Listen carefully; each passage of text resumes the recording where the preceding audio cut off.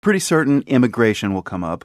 Robert Valencia is a writer and political analyst for Global Voices Online, and he's been thinking a lot about where the two main candidates stand on the issue.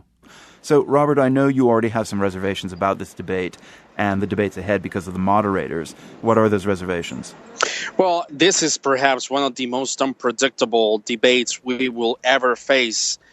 My biggest concern is that there are no Latino moderators in this time. You have Lester Holt, you have Martha Raddatz, you have Anderson Cooper, but you don't have prominent Latino media figures who could definitely tackle the issue of immigration in what I consider in a better way than many of the moderators that were chosen. Do you feel that the moderators who were chosen do not have the expertise? They could, but here's the thing. This campaign has been centered on Latino issues like never before.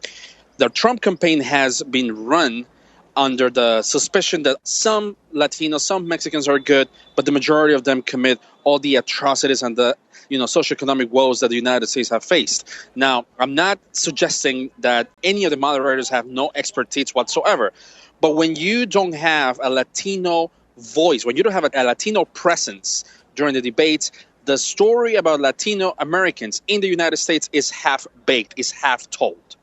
So if you could ask Donald Trump anything, what would that be? What would you ask him? My main question is if he really believes that Mexico is going to build the wall. I mean, what we saw in Mexico when he visited President Peña Nieto, he was calm during the press conference, but when he arrived in Arizona hours later, he started with his bombastic commentary. So my question is whether he believes that a country like the United States, with all its variety of opinions and ideas and partisanship, could be really run as a company. As a company with a wall to its southern border. Exactly. So if you could ask Hillary Clinton anything, what would that be? Do you have a clear sense of what her proposal is for comprehensive immigration reform? I would ask if she can provide a comprehensive immigration reform where Latinos who have lived for a certain number of years could stand out of the shadows and actually apply for citizenship. The term Hispandering became viral this year, meaning that politicians pretend to show interest on Latino issues, but in reality, that is not part of the top agenda. So in this case, for Hillary Clinton, she has to demonstrate that she really has a commitment with the Latino community beyond the fact that his running mate speaks Spanish and that she has a Spanish account on Twitter.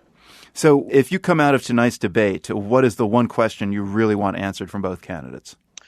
Whether they are conscious of the Latino vote and their needs, knowing that the Latino vote is also interested in other issues other than immigration, and what are the plans for economic growth among the Latino community, the importance of healthcare, environment, the way Latinos are being treated at the criminal justice level.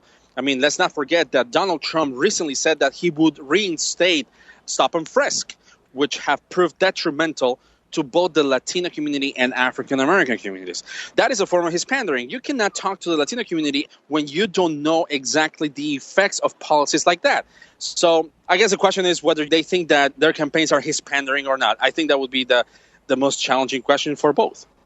Robert Valencia, a writer and political analyst for Global Voices Online. Thanks for being with us. Thank you so much.